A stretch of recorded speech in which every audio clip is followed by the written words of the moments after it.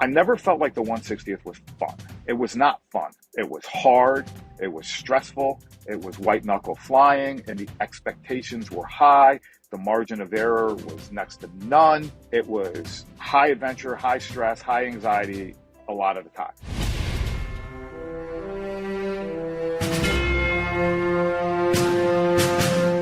Welcome to Mindset Lessons from the Field. I'm Gina Cazazza, the author of the upcoming memoir, Training with the SEAL. Today's guest is a retired lieutenant colonel.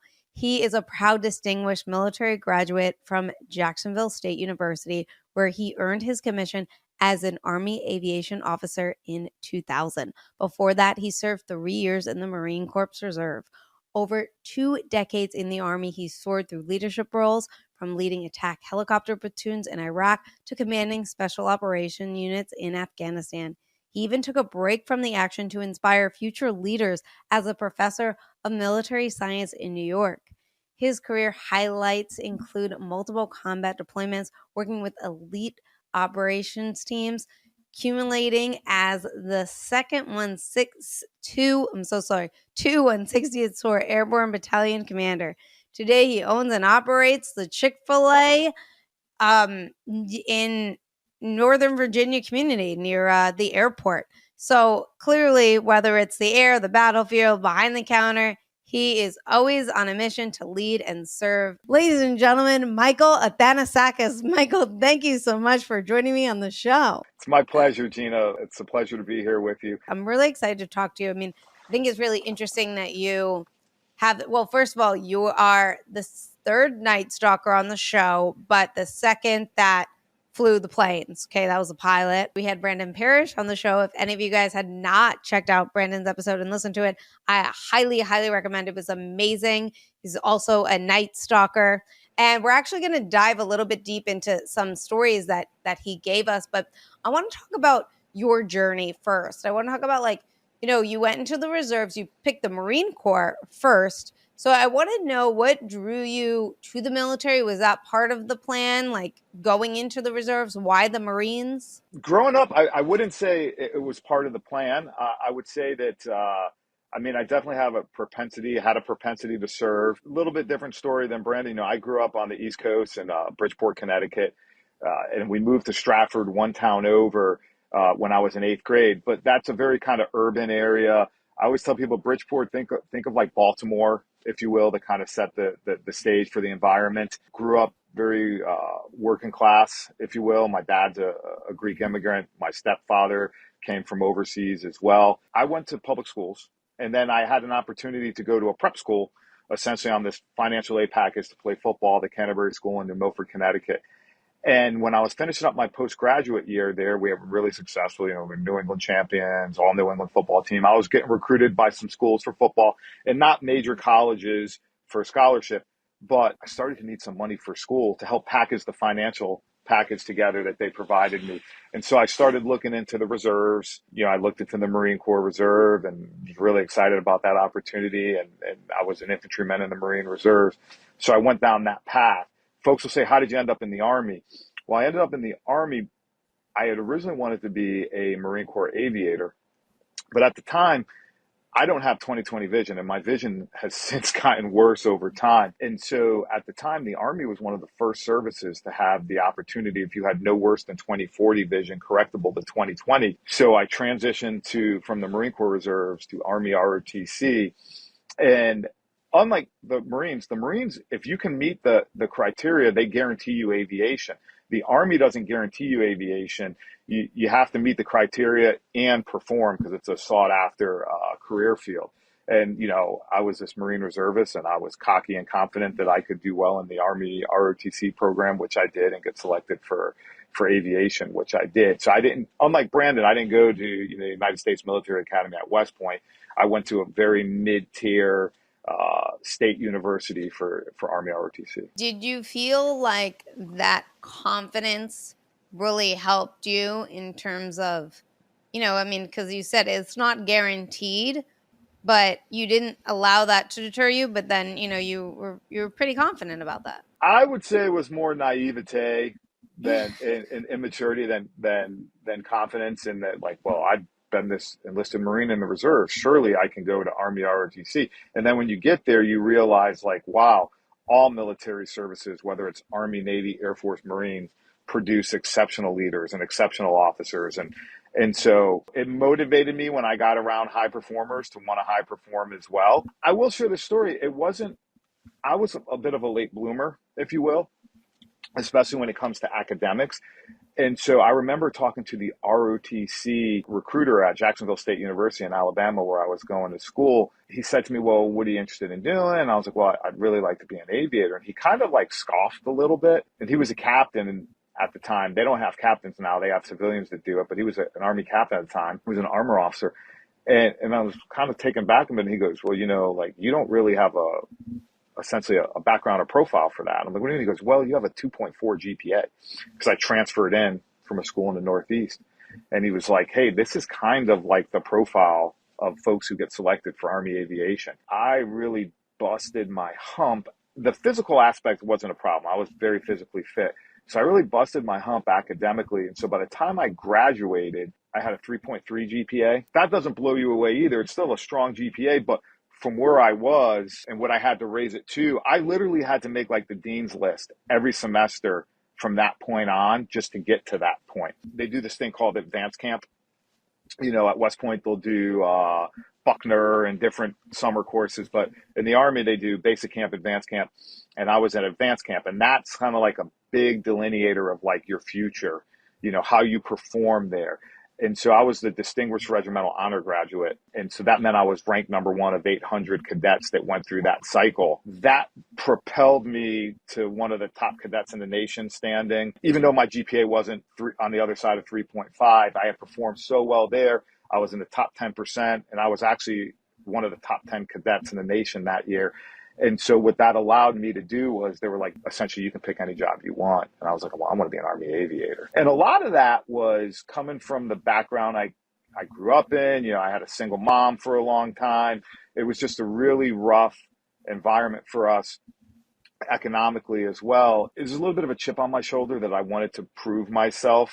And I felt that aviation was the proving ground for that, to show folks, hey, I am intelligent, I am smart, and I can work hard and I can achieve on this level. To say like, hey, I always grew up wanting to be an aviator, I wouldn't say that's true. It was definitely an opportunity for me to prove my mettle. That's incredible. Would you say like that was like your first real test for like mental toughness in terms of, it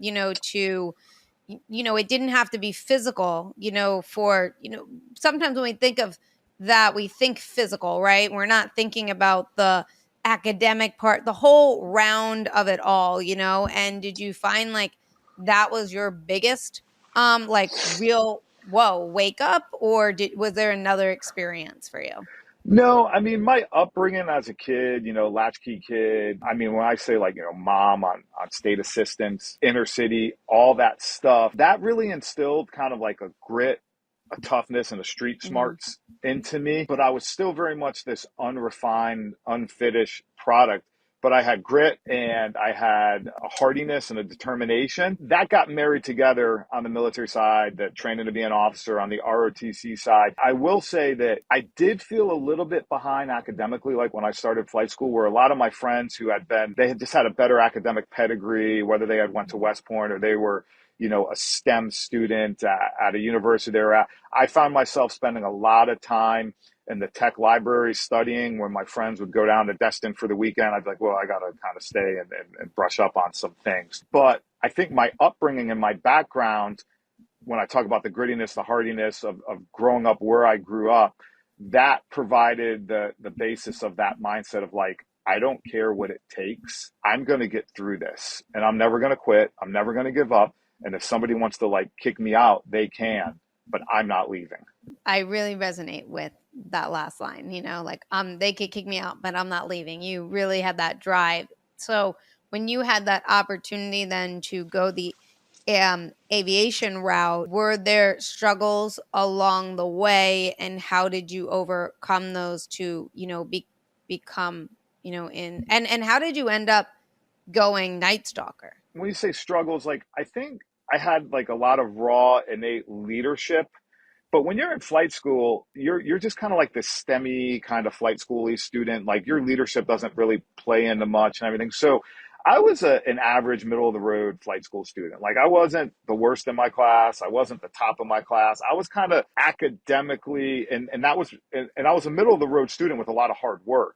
So it wasn't just I was middle of the road and I accepted that. Like I was studying, I was working hard. So I never felt like, hey, I'm not going to graduate flight school. There were times where like, am I going to find the hover button that they say that you eventually find? Like I'm not hovering this thing and then you finally do. So I really excelled when I got to a unit, because then when you got to a unit, you're a lieutenant, you're a platoon leader, and folks got to see my like kind of raw talent of just caring for individuals, caring for my soldiers, and I think that made like instructor pilots and other folks go like, we want to invest in this kid because he's kind of raw on the flight side, but man, he's a pretty decent leader and he takes care of folks pretty well. And if we could make him a better pilot, he'll do pretty well in the Army. So I think I was able to leverage the EQ side of it once I got into units and out of flight school. Where did you learn that caring side? Because a lot of people, especially in the very beginning, you have an objective, you have a goal, and yes, you want to assist and help people at time, but like you also need to focus on you. Like we're mainly a lot of us, and I could speak for myself, like when I was younger, like I had a direction and I had a path, and I was very involved in me, right? Whereas where does the whole like caring for others and stuff like that come in for you? Fortunately for me, even with my struggles, and like I was kind of a troubled youth, so I want to paint that picture. Like I didn't grow up in this kind of nurturing, caring kind of home. I was in and out of trouble. I spent some time in the juvenile system. Like I'm being, fully unfiltered here with you. And I never forget, I was always a bigger, stronger kid, maybe a little bit on the awkward side, but just big and strong because I didn't really know my place or found my place yet. And I never forget, I'm going to use first names, not last names, but we had a kind of renowned high school football coach, and his name was Walt. And he kind of was in the hallway at the end of my freshman year, and he's like, "Hey, you, come here." He was like, "You need to show up at the field house at this time tomorrow. Spring football starting, and you're going to play football." And I don't know if somebody encouraged him to seek me out, or he just saw me in the hallway and said, "This kid's a big, strong kid, kind of a goofball, but let me get my hands wrapped around him." And then our assistant coach, Dirk, and through that, I started to find really good friends for the first time with really good, caring families. And so I often tell people I was raised by like my friends' families, whether it was Mark, called him Mook, whether it was Ray, whether it was Tom, they all had great, caring families who like probably saw a little bit of my upbringing and what was going on. And fortunately for me, they liked me and they saw through some of the rough edges, and they were like, "Hey, invite Mike over. Or, hey, bring Mike over." I would go on like family vacations with Tom and his family, and they almost became like a surrogate second family. So I saw a lot of care through other people through that lens as an early age. And it was just something that stuck with me. I was always real grateful for it as I started to achieve and I got older. And I was just always willing to be a little bit more caring towards others and invest in others, just because of the positive experiences I got from it. That's a part of it, and just how impactful it was for me, and maybe trying to be caring and impactful for others along the way. I definitely want to revisit this when we go into the where you are right now and how that I'm sure you apply that into your employees and everything, because I just know for myself, like I used to work in restaurants when I was younger. I had a end state for myself. Like that was not my end all be all. It was like I was there to pay my bills, but I was working on my career when I wasn't there. So like you didn't really care about the job that much. But when I had a boss that cared about me and that showed their employees that, like whether I wanted to be there or not was irrelevant. Like I wanted to work hard for you because you were like a really nice person and cared about me. Whereas I worked in restaurants where like they didn't care about you at all. And because I didn't want to be there in the first place, like like it just made me not want to care further. And I don't know how it is for you. Like in Chick-fil-A, but I know that some people are there for careers and some people are there for summer jobs.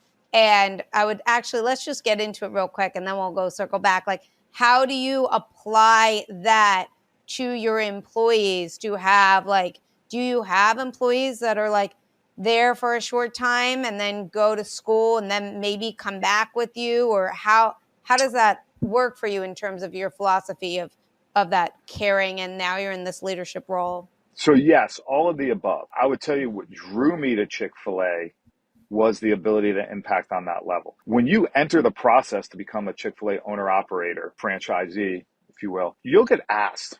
I tell people I got asked, it seems like no less than 100 times, by any time I had a contact with anyone from Chick-fil-A through the selection process or fellow operators or operators at the time or folks who were at the support center, they always would lead with this: why do you want to be a Chick-fil-A operator? And for me, it was very clear. Like, I wanted to be partnered with a company that shared the same passions and values that I had. I wanted to be partnered with a company that knew what they were for, not just what they do, right? Because what Chick-fil-A does is chicken, but what they're for is so much more. I wanted to be a contributing, viable, caring member of my community, my local restaurant community, for our guests and the surrounding community. I wanted to build and grow and develop a team. I enjoyed that. That's what I really enjoyed about the Army.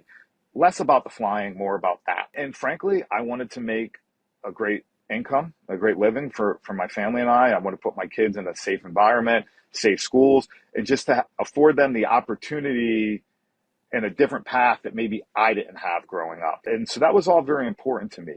And at Chick-fil-A, I have close to 100 employees, team members, we call them. And some of them are professional team members, adults that'll stay with me, and they're in leadership positions, directors, executive directors, GMs, they're compensated well. Some are young high schoolers, some are college students. We generally do a pretty good job of retention as far as the sector goes, the quick service food sector goes, compared to others. But we still have turnover. But yes, will I get the high schooler that thinks they're just coming for their first job and they're going to make a little bit of money? And I will tell you that they find that it is so much more, to the point that I don't spend a lot of time hiring just summer help, because the summer hires I have, they're my high schoolers that go off to college and they come back in the summer. Because I really can't affect and pour into someone and grow into someone and get the effects I'm looking for them or the business in just a couple months over the summer. So my summer help, if you will, are folks that have been with me a while, and they're the high schoolers that are now sophomores in college that are coming back to work over the summer. At Chick-fil-A, there's lots of paths, whether you grow up as a leader in the restaurant and you do that for a career, whether you grow up, you start in the restaurant and you grow up and you go work at the support center in a corporate role, or you join the leadership development program and you become a Chick-fil-A, go down the path, become a Chick-fil-A franchisee and owner operator. There's so many different paths, but it starts with care. I think my team would tell you that, like, if you ask them, does Mike care about you? They would say yes. We spend and invest our resources on our development of our team, on travel for our team, on professional development for our team. So I sent 13 folks from my store to the Ascend program at Chick-fil-A. And that's an investment that I have to make, a monetary investment that I have to make, but it just brings so much more back to our business. And they go down and they get treated like kings and queens for 3 days down at Chick-fil-A, and they stay in a beautiful hotel, and they really learn the heart of Chick-fil-A, the core four, which is, the hospitality part. They grow from it. Obviously, the business grows from it, but I don't view investments in people as a line item on my profit and loss statement. I view it as an investment in them and in the business. And in return, we get, like, to your point, we get some great retention. We get people who really want to work really hard for us. They see a path for them. I share with you, I had one of my leaders, Marcus, a young leader, and he wrote me a note after he got back from the training. And he said, Mike, I just want you to know that I was actually considering leaving and looking for another job.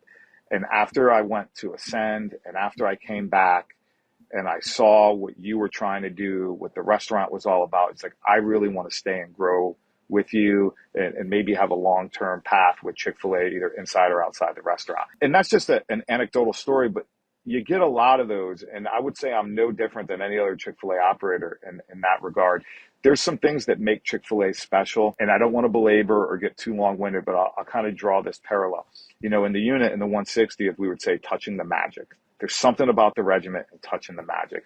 And I will tell you, there's something about Chick-fil-A and touching the magic that is uniquely different and is a different experience for folks. You said something really interesting that not many business owners, or that I've really come across, do. And for you, it's you invest in your team, right? And you mentioned like you really loved the team, part of being in the military, right? And you really wanted that in civilian life as well. And sometimes it's really hard to find that, right? It's hard to find those people. What makes a good team, right? How did you learn about building a team and developing a team in the military that then again translates to you being successful owning and operating Chick-fil-A? In the military, folks are attracted to service for different reasons, but by and large, right, the folks with propensity to serve. And in the 160th, it was really special. And I spent about 10 years in the 160th, a decade in the 160th. You're specially selected into that unit. So you get folks with a certain kind of makeup, a certain kind of personality makeup, and you inculcate them in this environment. And it just becomes like a self-licking ice cream cone at some point, because you get, and I don't want to say groupthink, but you do want folks who are like-minded in a way and mission-focused in a way. And it's no different at Chick-fil-A. You're looking for folks that have a propensity to serve, because we serve others, that are mission-oriented, that are somewhat like-minded, and they can all look different and be different, but we're looking for personality and character traits. And for me, I have this acronym that I created called C3I, and it's, compassion, character, competence, and integrity. I'm looking for those things when I'm interviewing folks. And it's not that you're going to find that in one interview, but do you have enough of an indicator that you're willing to give that person a try and see how they work out? And some do and some don't. But by and large, we've been getting it right and refining that. You get them in this environment, right, where they're all together, and now you have 100 different people in the restaurant, and you kind of inculcate them into your culture. And you'd be surprised how, I don't want to say how easy it is, but how quickly folks can make that shift. I use an example, like I didn't grow up in this perfect environment, but I had these character traits that would lead people to think, hey, we can do something here with this person. Well, same thing, like, hey, they have these character traits. They may not be perfect here, but I think we can get them going in this direction. And the ones that don't. And I would tell you that I fire very few people. Most of the people who don't work out, they come to that conclusion on their own. This podcast episode is brought to you by Thrivers Coffee. Podcast guest Nick McKinley's company, Deliver Fund, brings you guys Thrivers Coffee. It is ethically sourced, it's organic, and it supports traffic survivors. That is right. Thrivers Coffee is all about empowering us to making a difference in the fight to end human trafficking. That's why 100% of the proceeds go directly towards their goal of bringing freedom to victims of human trafficking. So if you guys love coffee that is organic, ethically sourced, and tastes absolutely delicious, and want to help to end the fight of human trafficking, check out Nick McKinley's company, Thrivers Coffee. Correct me if I'm wrong. I don't know for sure, but with the military, it's like you give an order, there's no, it's like you follow that order. Whereas in civilian world, I can say no. I could say, you know what, this isn't for me. I'm leaving. We have more of a choice and an out, where the military, and I could be wrong on that, but how does that work for you? And how did that translate for you, like in the, dealing with civilians versus, being in the military as a leader? In the military, you often get like the knife hand. You will. Yeah. This is the order you will do. The great thing about the 160th Special Operations Aviation Regiment, the Night Stalkers, is in that organization, yes, there's rank, yes, there's title, yes, there's position, and yes, people will do things because you gave an order. But I'll tell you, when it comes to missions and getting the mission done, rank played less of a role in terms of, you have warrant officers that are flight leads, and the warrant officer flight leads will lead the mission. and they'll brief the mission and they'll be responsible for that mission set. Me as a commander, I could be a pilot. Yeah, I'll be an air mission commander, but I'm flying in Chalk 2 as a pilot in the aircraft, and I may not even be the aircraft commander. The aircraft commander could be another warrant officer. So you have to learn how to influence by persuasion, being viewed as a competent contributing team member, not just by virtue of your rank. And so what I share with folks is, and what I found in the private sector and talking to other friends, and we've all experienced, we talk about it, out here, nobody tells people what to do generally by giving an order. And in fact, I find that nobody really tells anybody what to do. And so there's an implied nature to things. And what I tell folks is like those veterans who transition, or just anyone out in the private sector and civilian world, those who picked up on the implied nature of what needs to happen do very, very well. And those who don't pick up on the implied nature of what needs to happen, or they choose to ignore and they go, well, nobody explicitly told me what to do, so I'm not doing it, they don't do as well. And so I look for folks with the character traits that kind of give me an indication that they're going to pick up on the implied nature of what needs to happen, and they're going to run with it. And I find that at our store, and just I look at a lot of my friends' stores, at Chick-fil-A, you have a lot of really resourceful team members, and it's a culture. Like they don't necessarily always come. Everybody goes, where do you find these people and how do you train them? I'm like, no, like they come from every walk of life, just like the people you hire. We have this culture that we inculcate them to, and they either decide to get on board and stay on the train, or they hop off the train. But again, I go back to the like folks that can get the implied nature do very well. And our team does very well with that. So getting back to the 160th, what made you go 160th actually? Let's start. I didn't even get that question. When I was in college ROTC, the book Black Hawk Down came out. Not the movie, the book. And I read it and I was like, I want to do that. Again, it was, I'm a type A go-getter type personality. I wanted to fly Apache helicopters and on the conventional side, and I did. Then I wanted to go to the 160th when the opportunity presented itself. It was just, again, that next level of pushing myself. And then not to say, let me be clear on something, not to say like, oh, if you didn't go to the 160th, you weren't this great Army aviator. But I looked at the mission set. I looked at the customer base that they worked with. I looked at the mindset, you know, just talking to folks who had been in the unit, and I was like, I want to be a part of that. I think that's a really good fit for me. And it was a really good fit for me. And to be honest, I don't know if I would have stayed in the Army for a career long-term had I not gone to the 160th. And again, not a condemnation of like, oh, if you didn't go special operations, you get out because it's terrible. It's just, I'm not sure that what was ahead of me is what I really would have wanted to do. Like I got to do exactly what I wanted to do for a 20-year career in the Army. And that's rare. And so I'm grateful for it. But it was that challenge of like getting selected, making the cut, you know, making it through Green Platoon, making it down into a unit and being an operational pilot, staying in the unit long term. And you don't know all that stuff when you're first applying. You're like, I just want to go here and be a pilot in this unit. But it was the nature of like, hey, this is elite. You know, you're handpicked to go here. And then there's a really great opportunity to excel. Because I'll tell people like the 160th will make you better. And I'll share this with you. People ask about my experience in the 160th. And I said, hey, I want to say something to you that not to discourage you about the unit. But I was like, I never felt like the 160th was fun. It was not fun. It was hard.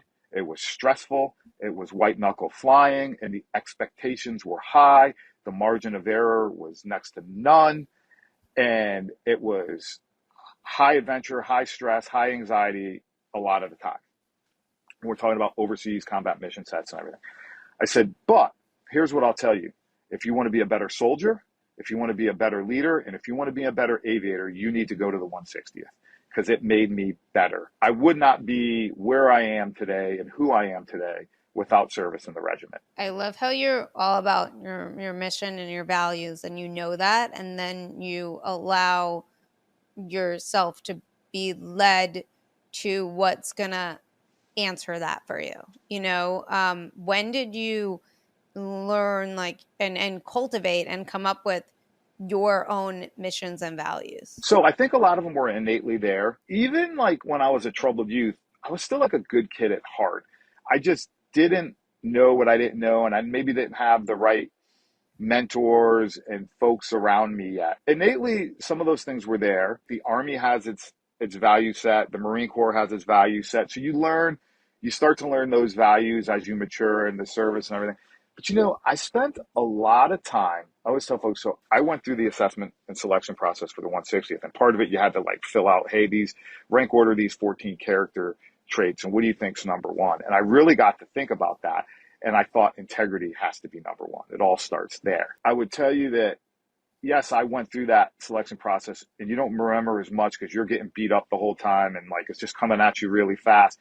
But years down the road, I was a executive officer in the unit. And the unit was at Fort Campbell, and all the assessments and selections would be at Fort Campbell. The executive officer, now as an executive officer of a battalion, you could sit on the boards. And so we all had X amount of boards. Well, some of our other units, they were on the East Coast, West Coast. Some of the XOs would be like, hey, Mike, can you save me some time? Can you help sit my boards? I can't make it from the West Coast just to be there for a day of boards. I'm like, sure, no problem. So I sat tons of boards. Man, I want to say hundreds, but it was a lot. I sat a lot of boards as an executive officer. And then I would sit boards as a regimental S3 as well. And so I had a lot of time sitting boards and just hearing different folks on the boards and talk about the character traits and talk about, because you would talk about the candidate when they weren't there before they came in the room. Then you'd kick them out of the room. You'd talk about them some more. Then you'd bring them back into the room. This is like at the end of the assessment and selection week when they're in the board. And I just got to spend a lot of time between the regimental psych and just folks. And I just really started thinking about these character traits that were important to me. So then when I got done being a regimental S3 and I went to be the professor of military science at Clarkson University for 2 years before I came back to the unit for battalion command, I spent a lot of time, hey, I'm selecting leaders for the Army. Like I'm selecting leaders like kids coming from high school interviewing with me, kids coming off the street in college, hey, I want to be in this ROTC program. And I spent a lot of time thinking about those leadership traits and what I saw that I thought was important to me that made me successful, and what I saw that made others successful, either through this assessment and selection process in the 160th or through the ROTC process as a professor of military science. And it's all opinion, but I got to form an opinion of the C3I. I'm like, hey, if they have character, compassion, and competence grows over time. There's like a base level of competence, and that grows over time. And they have integrity, you can kind of work with a lot of other things. You talked about how it wasn't fun, but it made you a better person. And you talked about how, it's a lot of white knuckling, right? And Brandon mentioned this. What did he say? He said that the Night Stalker Creed, he mentioned, was like plus or minus 30 minutes, and that's it, or something like that. It's no, not 30 minutes, 30 seconds. 30 seconds. Okay, I knew it was a 30 somewhere. 30 seconds, which is like, you're white knuckling the entire time if something is going wrong, right? And there's a lot of things that could go wrong. He mentioned he told some story about something that had to be fixed instantly and get them there, and it was delaying them, but they made it, right? And it's like, well. And he mentioned you're just surrounded by the best, right? But what is it like for you being in such a high stress, pressure situation? And was there something that you did for you to stay calm, stay focused? Because, that high stress level can impact performance, positive or negative. So was there something that you particularly did to help you stay calm and be focused on the mission? So what was calming for me was the competence and commitment of everybody around me. That was always a calming, and the fact that I was a leader in the unit. When you're a leader in the unit, I could kind of talk to how you could almost use that as a coping mechanism as well, because you can compartmentalize and put your personal thoughts, feelings, and wants aside, or you're like, hey, insecurities aside, because I have to get through this because folks are counting on me here. Before I got to the 160th, I was always, I'm using this as an analogy, but I was always the top performer. I was always the best guy. And when you get to the 160th, everybody's a top performer and everybody's a great guy. And I often did not feel like I was the best person in the room. In fact, I never felt that way in the 160th. Prior to the 160th, I felt that way a lot. So it'll humble you in that way, but it also, it's reassuring because like there's triple checks. There's all these things you do. And then at the end of the day, there's someone who's going to check you. Hey, sir, watch your altitude. Hey, sir, watch, like someone's always going to check you and they're not afraid to check you because of your rank. I always took solace in that. Yeah, I mean, I'd feel that way too in terms of, I like the fact that people weren't afraid to, you don't hear this very often with those that are on the show. And also in civilian life too, when someone is above you in the work field, there's no critique on you, or like not even critique. It's not really a critique, but just like looking out for you. Like, hey, like, we got to, like you said, check the altitude or, all that stuff. And I just think that that's something really special that really I would say helps you. Your subordinate leaders, they were encouraged. I mean, I was a numbered battalion commander in the unit. Like, you're getting down to a very small fraction of folks that are getting selected for these jobs. All through my time, whether it was platoon leader from battalion commander, there was somebody always willing to speak truth to power. Hey, sir, what are you doing here? Hey, sir, I think we're messing this up. Like, there was never like a public shame or embarrassment thing, but whether it was my sergeant major, my first sergeant, a flight lead, aircraft commander, there was always somebody willing to tell you where you had opportunity and where you can improve. And I never felt like it was from a place of malice. I always felt like it was a place of care. Folks generally liked me and they wanted to see me do well.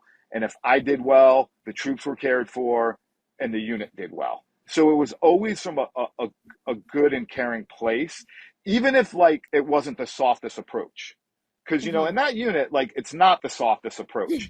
So even if it wasn't the softest approach, I always knew it was from a good and caring place, if that makes sense. I have to ask this question because Brandon mentioned this, and he said, he had a little bit of trouble with going into civilian world, and he's just so used to being so direct and people being so direct to him that when you come into this world, he's like, I can't do that at my job, but sometimes it just kind of comes out, and I don't mean it that way, but you do, but you don't, you have to talk differently. Like you said, like people are a bit more sensitive in civilian world. So how was that an issue for you, especially like where you're working now? Fortunately, I had a 2.5 year simmering cooling off period. After leaving the regiment, I was a junior ROTC instructor for 2.5 years. And I'm always saying I'm grateful that I didn't get the opportunity to go in Chick-fil-A right away. One thing I said, in a unit like that, like I would tell you that expletives get thrown around a lot, 4-letter words get thrown around a lot. It was actually pretty surprising to me how quickly that part of it faded away. Like it wasn't that I was running around swearing or anything like that after I got out. That actually melted away very quickly, which I'm grateful for. Not that I was always the biggest swearer, but you're in an environment where just swear words are being thrown around all the time. One of the things I told my team when I first took over at the Chick-fil-A is I said, hey, you will find no one will care as much as I do. And I was like, I'm going to care for you. I'm going to care for your well-being. I was like, but sometimes I can be very direct. And I was like, I just want you to know that up front. And it can sound like I'm being short. It's just kind of this thing that was instilled in me, and I don't mean anything by it.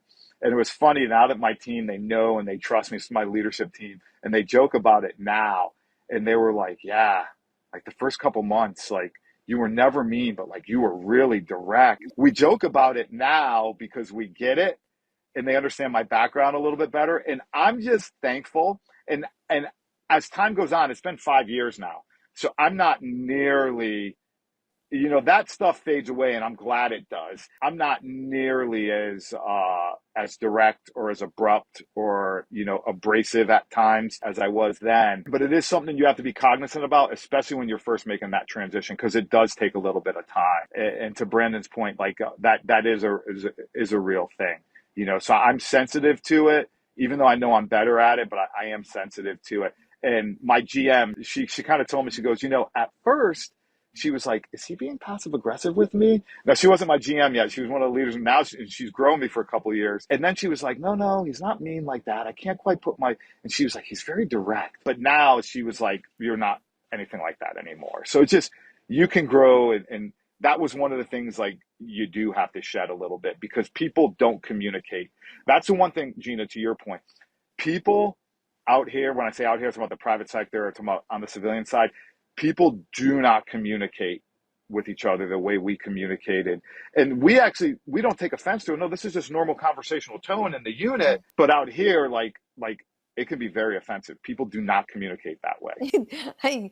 I'm laughing now because I hired somebody to do something for my company, and I gave a video. Like, I showed him exactly what I wanted. I edited a video together to make it so easy for you to follow. And then he sent it back, and I was like, did you watch the video? And I don't mean, I'm not saying it in a condescending tone, but did you watch the video? Because it doesn't look like it. And then as we're talking some more and I'm going through all the points and what he didn't do, he was like, almost like, gave me my money back and wanted to quit because I was so direct and abrasive. And I said, he's like, can we just talk softer? And I was like, oh, you know what? Sometimes I'm a little bit direct, and I don't mean to be. Like, it's just the environment that I grew up in. Again, nothing like the military one, but it's the same thing. It's like, we don't have time to soften it, just get it done and go there. And I realized, like, I have to change my tune in a bit and adjust. And it's amazing that, and I also think that for yourself, like, from what I'm hearing, you're really good at being open and listening to others, which is obviously where that caring comes into play, and then changing yourself for the environment, which I think not many people have. They're a bit more rigid or more closed. Like you said, I think one of your biggest strengths that allows you to be not just an awesome team leader, but clearly effective communicator is that it sounds like you really also listen to your team as well. No, it's important. You got to have a learner's heart, kind of close up what you just said. It's all about having a learner's heart. I will share this story with you. I set up a 401k program for my restaurant, which I'd never had one before I took over. We want folks to know that this is a viable career path for them with, benefits. So we set up a 401k, and I was working with the third party administrator. I was working with the financial advisor, and there was just some stuff that wasn't right. And so I wasn't rude, but I just responded back, and I was going point by point, pointing out everything with red ink. This needs to be fixed. This needs to be fixed. This needs to be fixed. This isn't right. This is how I want it. And this was in the email. Just sent it back. I didn't think anything of it because that's just kind of how, as a regimental S3 or dealing with somebody, you want to get this stuff so folks can move on. The financial advisor was like, at first I was kind of like, this guy's pretty intense, like, and he's pretty serious about things. And then our marketing, we have an area marketing firm that does a lot of marketing for the restaurants, the Chick-fil-A restaurants in our market. And Kevin, who got to know me, who's friends and goes to church with this financial advisor, he was like, do you know Mike's background? And he was like, no. And he explained it to me. He goes, oh, it all makes sense now. And he kind of jokes with me. And now we're good friends, but he jokes with me. And same thing, Susie, who works at PR at Chick-fil-A, we did this event for this military thing at Walter Reed. And same thing, I responded. She sent some stuff, and I said, Susie. And I responded back like point by point by point by point. And I think she was a little taken back because it wasn't face-to-face. It was in an email. And I think she showed it to some folks, and she's like, do you know this guy? And they're like, oh, Mike's a really nice guy. Oh, here's his background. And then Susie got to know me, and Susie and I are great friends now. Like, I'm going to see her next week at our convention, and we're going to have lunch together. We're like great friends now. So that was the other thing I realized too. It wasn't just my face-to-face communication, which I could fix pretty easily. It was how I communicated via text or email when the context of my demeanor isn't there either, that you have to think about on the other side as well. It's really great that you can get that feedback and make the adjustments, because again, not everybody has that quality. And I think that really helps with making you as successful as you are. And I want to just circle back to 160th and the white knuckling. I just think that's such a great visual. Like, that's why I keep repeating that one. But How do you was there ever moments of failure, and if so, like how do you handle those moments, and what does that what did that teach you? Do you have any story with did that happen? Yes, and I can expound upon the story that Brandon shared with you when you Please, asked about and please. he talked about my friend Mike and this crash. And I was flying. I was the Mike flying the aircraft with another Mike that crashed. And not to get belabor the whole mission set, but we were going after a target in Afghanistan, and we had to land 2 rotor disc separation. It was one of those like high impact. Everything's going to happen really fast. We had our customer base was the Army's National Mission Force unit. So we had a troop from the National Mission Force, and we were going after this target. Ultimately, there's pilot error involved, but there's more to it than that. We had gotten some imagery that showed the landing area clear. Not that the imagery was bad, but the battle space owner built a, no kidding, like Olympic quality volleyball court, if you will, in this landing area within the time that imagery was taken and the time we went to go hit the target. I mean, when I say like big metal poles anchored in and like concreted into the ground. And when we were going in for landing, we flew into that and rotor discs started eating up on the poles. Next thing you know, we crashed the helicopter and we're flipped over. There's a lot to this story. I remember initially like the fear of like, I think I'm the only one alive. I remember calling out right seats up and nobody else responded back to me. And in a moment of frustration, I punched the side of the aircraft. I screamed an expletive, right seats up, just out of frustration. And that's when I finally started to hear people come to and start calling out over the ICS system that they were with me during that crash sequence. And I didn't fully admit this till the end of my career, until later. I did lose consciousness at one point from all the banging and my head banging and everything. And I'm eating dirt. It was pretty bad, but I didn't want to admit it at the time because I was afraid that I would get grounded. And then I was afraid that I would lose command of my company and I'd be taken away from the unit. All those fears that you hear, that was a real fear for me. But I also remember that the unit, we consolidated the injured and all this stuff, and the unit actually went and prosecuted the target while we were there. And then there was this big coordination effort, and it's a long story. And I remember I got to a satellite phone and called back to my commander overseas to kind of let him know what was going on. And I had a pretty good concussion. And then later he told me, everything you said to me was correct, but you said it backwards. If you meant to say left, you said right. Like I struggled to get words out. And I thought I was coherent in saying everything, but he could hear that I wasn't. But he allowed me to continue the mission and the recovery because I was no longer in a flying position. And he didn't tell me he allowed me. I know he allowed me to do it because I didn't get at the controls of an aircraft after the crash. I continued on the mission in another aircraft, but I was in the jump seat, not flying, working radios. Again, it allowed me, my place as a leader allowed me to compartmentalize and kind of hide behind what had just happened, all the emotions of what had just happened. But in terms of compassion, I never forget when we got back, this utter feeling of failure. We crashed. We just destroyed this $84 million aircraft. But all the things of Brandon and his team, of everybody else to recover that aircraft. I never forget talking to, and I won't mention his name because he's still a general on active duty. He wasn't a general then. He was a lieutenant colonel. He's a general on active duty still. His name was Al. And Al, I remember saying to me, again, reinforcing his belief in me as a leader over because he was in a different part of the country, but we're over VTC like this. And he's like, this is a combat loss. It was nothing but support because I could, obviously he could tell that we were all beating ourselves up about this. There was nothing but support. And he was a battalion commander for another unit within the unit, but he was our commander overseas. I called my commander up and I remember just apologizing profusely. And his name's Phil, and he's a general on active duty. He was a lieutenant colonel at the time. And he was like, Mike, stop. He goes, I want you to know how proud of you I am. And it's kind of emotional for me to tell this story. So I'll kind of stop there. But I remember him talking about how you continued the mission and you stayed in the aircraft. All those things for me was another thing of compassion. Like here I am thinking that, hey, this could end my career in the unit. And lo and behold, I went on to be a battalion commander, commanding that same battalion that Phil was in command of. So it didn't limit me in any way. And it showed that hey, this wasn't just your mistake. It was all of our mistake. And I remember Al beating himself up probably more than I did. The fact that he felt guilty that his headquarters gave us the imagery that showed everything was good when it wasn't. And, I didn't put any of that on him. I understood this. So we all tend to be harder on ourselves than we should be in that organization. But what I will tell you is I learned a lot about compassion. And what really drove it home for me was the ground force, who like they believe in a lot of ways like we're like Supermen. Like they believe like they are fully protected and under this cloak of armor when they're in our aircraft. Like almost like, hey, nothing's going to happen to me because I'm flying with the Night Stalkers. I remember the guilt of feeling like I let them down. And I never forget, they all came in to our planning area because their planning area is like right next to ours and just on another like tent talk, if you will.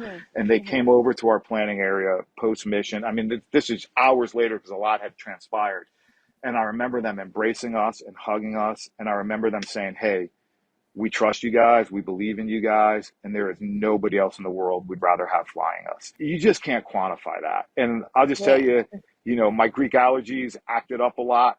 And when I think back on it, my Greek allergies start to act up a little bit again. But there was a lesson in compassion there. Thanks for, showing us more to that story and then expanding on it. I really like the lessons that you came from that too, because you're right. Like we tend to be way harder on ourselves too, and allow that failure to eat at us, and the fact that you were able to compartmentalize and also complete the mission and all that stuff just is not just a testament to you, but also the people around you as well.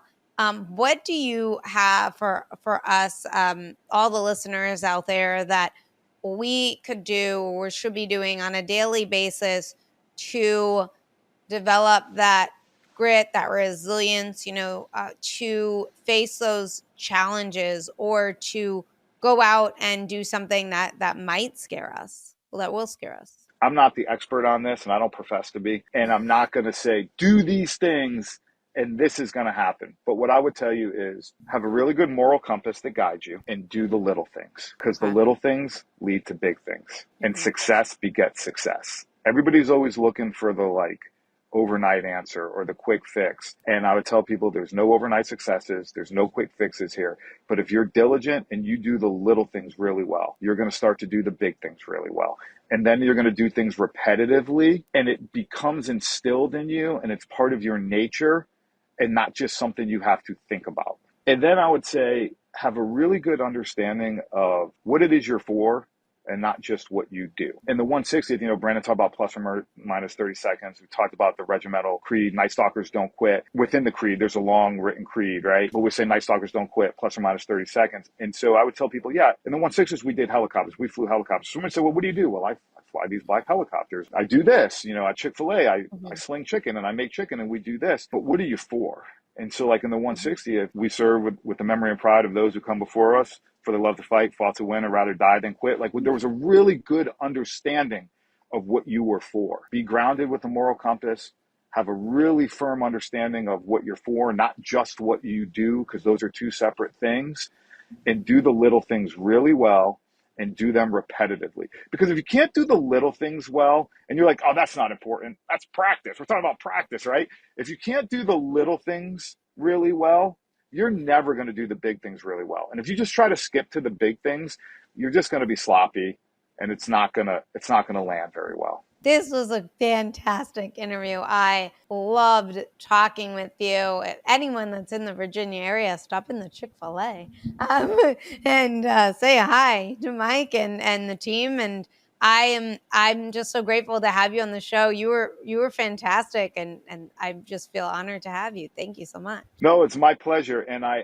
truly hope that I answered your questions. Did an incredible job. Yeah, no, you went above and beyond. Thank you so much, and everyone that's listening, please like, share, comment, subscribe, become a Substack member. Everything on the Substack is completely free to help you build your mental fitness and your resilience. And I'll see you guys all next week. Thank you.